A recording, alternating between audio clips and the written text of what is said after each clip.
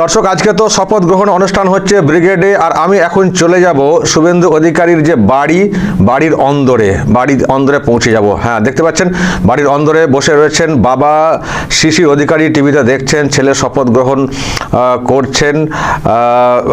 আমি একটু দিতে বলবো ফোনটা শিশিরবাবুকে,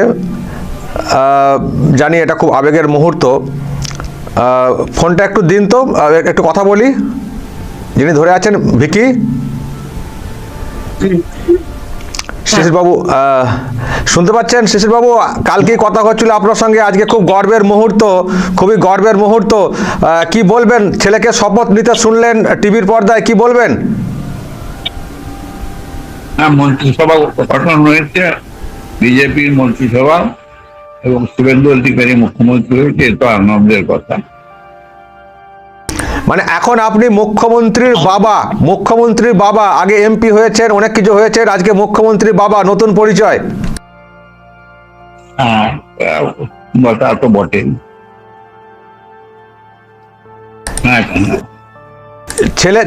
ছেলে কেমন কাজ করবেন বাংলার জন্য, কেমন আশা করছেন? বাংলার জন্য, বাংলার যাতে ভালো হয় সেই কাজই করুক, এইটুকুনি চাই। অনেক কাজ বাকি আছে, সে কাজ করলে আনন্দ হবে। কোন দিকটা নজর রাখতে বলবেন? বাংলার যে হাল হয়ে গেছে, কোন দিকটা প্রথমে দিকে নজর রাখতে বলবেন? ছেলেপিলেদের যারা রাস্তায় শুয়ে আছে, কলকাতার রাস্তায়, সব ছেলেদের আগে দেখা উচিত বলে আমার মনে হয়। এবং দেখছেন তো, ব্রিগেড আজকে তারকার সমাহার বলা যায়, সব রাজ্যের নেতারা এসছেন, একমাত্র আপনি মানে ওখানে হয়তো যেতে পারলেন না। বাংলার সৌভাগ্যের ব্যাপার। এবং এই যে এখানকার দিদিমণি বলেন না যে বাংলার কালচারকে নষ্ট করে দিচ্ছে, আজকে যা দেখতে পাচ্ছি, ও তো মেলা বসেছে কার্যত বাঙালিয়ানা, মানে একেবারে ঝালমুড়ি, মিষ্টি, রবীন্দ্রনাথ ঠাকুরের আজকে জন্ম জয়ন্তী উদযাপন। ওরা কি মুখে বলেন যে এরা বাঙালির পার্টি না? ওর কথা বেশি উত্তর না দিয়ে আজকে একটা বাংলার শ্রেষ্ঠ দিন, বিশ্বকবি রবীন্দ্রনাথের জন্মদিনে তাকে পূজা জানিয়ে প্রধানমন্ত্রী সহ মন্ত্রিসভার সদস্যবৃন্দ, দেশ নেতাগণ বাংলার এই শপথ অনুষ্ঠানে উপস্থিত থেকেছেন। আমি সকলকে ধন্যবাদ জানাচ্ছি, এবং বাংলা যে ভারতবর্ষে তার অন্যতম স্থান আছে, সে স্থান আজকে প্রমাণিত হয়েছে। ওকে, আপনি দেখুন। ওকে, অসংখ্য ধন্যবাদ। শিশির অধিকারী অনলাইনে সরাসরি ছিলেন। দর্শক দেখছেন আপনারা কলকাতার দিকে যে শপথ গ্রহণ অনুষ্ঠান চলছে, ঐতিহাসিক মুহূর্ত। আমি বাড়ির ছবি দেখালাম, কালকেও কথা বলেছিলাম শিশির অধিকারী বাবুর সঙ্গে। তো আজকেও সত্যি ওনার কাছে খুবই গর্বের বিষয় যে এরকম একটা মুহূর্ত, ছেলে মুখ্যমন্ত্রী হয়ে গেলেন। এখন মানে কেমন কাজ হবে, এবং উনি যেটা একটা খুব মানে যা বললেন তার মধ্যে খুবই গুরুত্বপূর্ণ একটা কথা শিক্ষিত যুব সমাজের কাছে, সেটা হচ্ছে যে যারা রাস্তায় বসে আছেন তাদের কথা ভাবতে হবে। সত্যিই বসে থাকা ছেলেমেয়েরা, তারাও একটা আশা নিয়ে আছেন যে সরকারটা ছিল সেই সরকার তো কাজ করেনি, তো মানে ওই রকম তো কাজ হয়েছে, কাজের থেকে দুর্নীতি বেশি হয়েছে, ফলে এর কিন্তু একটা সমাধান করতে হবে। তো সমাধান তো হবেই, কারণ শপথ নিয়েছেন শুভেন্দু অধিকারী মুখ্যমন্ত্রী হিসেবে। আমি আপনাদেরকে একটু শোনাবো মুখ্যমন্ত্রীর হিসেবে শপথের যে বিষয়টা, সেটা একটু শুনিয়ে শেষ করব। নজর রাখুন। झरना फूट पड़ा है, आशाओं के गीत उभर रहे हैं। आज शांति की इस पवन में अमर पुष्पों की साथ सुगंध बह रही है। আমাদের মধ্যে মাননীয় প্রধানমন্ত্রী, তার একদিকে রয়েছেন শ্রী শ্রমিক ভট্টাচার্য, সঙ্গে রয়েছেন সিএম ডেজিগনেট শ্রী শুভেন্দু অধিকারীজি। আমি শুভেন্দু অধিকারী ঈশ্বরের নামে শপথ করিতেছি যে বিধি দ্বারা স্থাপিত ভারতের সংবিধানের প্রতি আমি অকৃত্রিম নিষ্ঠা ও আনুগত্য পোষণ করিব। আমি ভারতের সার্বভৌমত্ব ও অখণ্ডতা রক্ষা করিব। পশ্চিমবঙ্গ রাজ্যের মুখ্যমন্ত্রী রূপে আমার কর্তব্যসমূহ নিষ্ঠাপূর্বক এবং বিবেকসম্মতভাবে নির্বাহ করিব, এবং ভয় বা পক্ষপাত, প্রীতি বা বিদ্বেষ রহিত হইয়া সকল শ্রেণীর জনগণের প্রতি সংবিধান ও বিধি অনুসারে ন্যায় আচরণ করিব।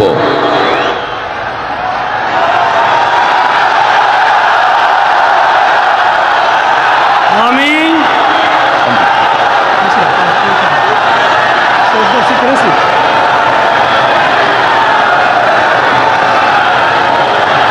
আমি শুভেন্দু অধিকারী ঈশ্বরের নামে শপথ করিতেছি যে পশ্চিমবঙ্গ রাজ্যের মুখ্যমন্ত্রী রূপে যে কোনো বিষয় যাহা আমার বিবেচনার জন্য আনিত হইবে বা আমি জ্ঞাত হইব, তাহা মুখ্যমন্ত্রী রূপে আমার কর্তব্যসমূহের যথাযথ নির্বাহের জন্য যেরূপ আবশ্যক হইতে পারে তদ্গতিকে আমি প্রত্যক্ষ বা পরোক্ষভাবে কোনো ব্যক্তি বা ব্যক্তিগণের নিকট জ্ঞাপন করিব না বা প্রকাশ করিব না।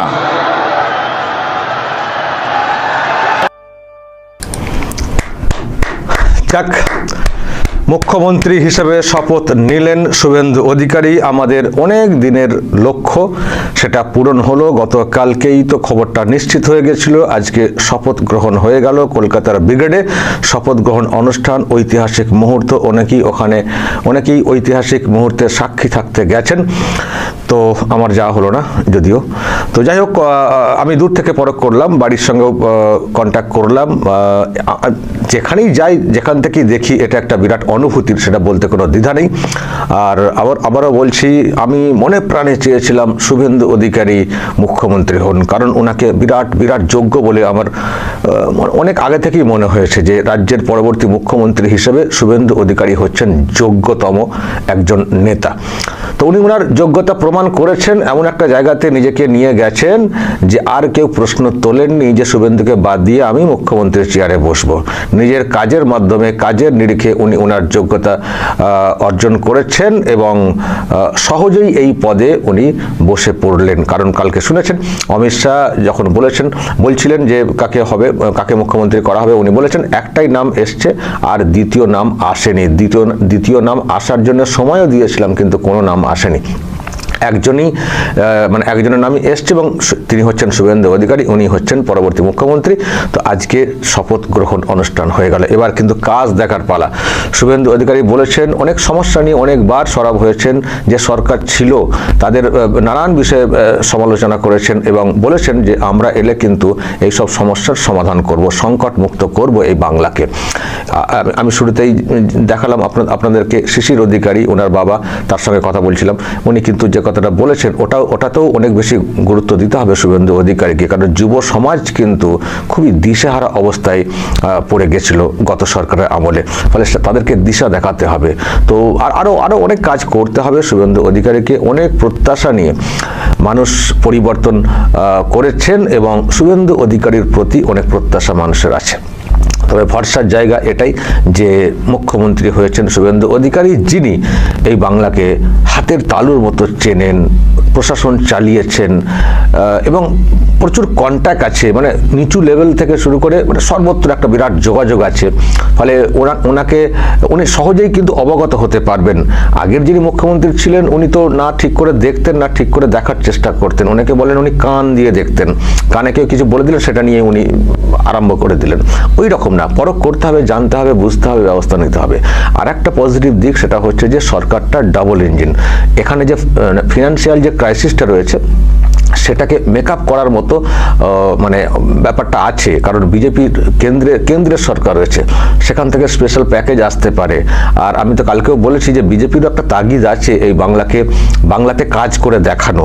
সামনে লোকসভার ভোট আছে 29, সেখানে একটা বিরাট সংখ্যায় এমএলএ এখান থেকে যাক, নিশ্চয়ই সেটা বিজেপি চায়। ফলে আগামী 2-3 বছর এখানে যে ঢেলে কাজ করবে বিজেপি, এটা বলার কোনো অপেক্ষা রাখে না। ফলে মানুষ একটু আশা ভরসা নিয়ে বসুন, কাল থেকেই সবকিছু সমাধান হয়ে যাবে এটাও ভাববেন না, সমাধান হবে। জব কার্ডের কাজ হচ্ছিল না গ্রামগঞ্জে, সেগুলো হবে। আর আমি একটা কথা বলবো, ওই ভাতার কম্পিটিশনে আর্থিক নয়ছয় যেন শুভেন্দু অধিকারী বা তার সরকার না করে, তবে মনে হয় না আর সেটা হবে। যেখানে দরকার তাকে বেশি করে দাও, হয়তো সবাইকে পাইয়ে দেবো, এই পাইয়ে দেওয়ার পলিটিক্স থেকে সরে আসতে হবে সরকারকে। তো এইসব ভাবনা আছে, যোগাযোগ যেহেতু টুকটাক আছে, নিশ্চয়ই আমিও আমার তরফ থেকে কখনো কিছু বলার থাকলে বলবো। আর আপনারাও যদি কিছু বলতে চান, ডিরেক্টলি বলার সুযোগ পান না আমাকে বলবেন, আমি বার্তাটা পৌঁছে দেওয়ার চেষ্টা করব।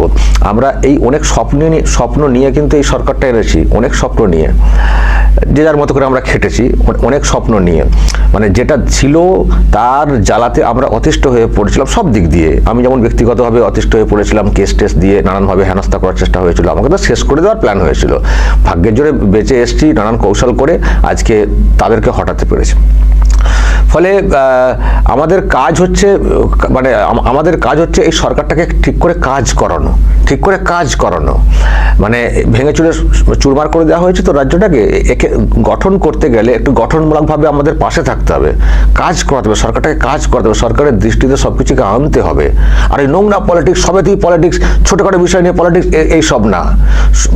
ভোট হয়ে গেছে, পলিটিক্যাল ওইসব কচকচানি অন্তত এই মুহূর্তে বাদ দিয়ে দেওয়া উচিত। এবার উন্নয়নে সামিল হতে হবে। আপনাদের দাবি থাকতেই পারে, দাবিটা দাবির জায়গায় পেশ করবেন, এই করবেন। দাবি পেশ করার নামে উল্টোপাল্টা হয়তো এখন যারা বিরোধী হয়ে গেছে তারা একটু উস্কে দেওয়ার চেষ্টা করছেও, দেখতে পাচ্ছেন।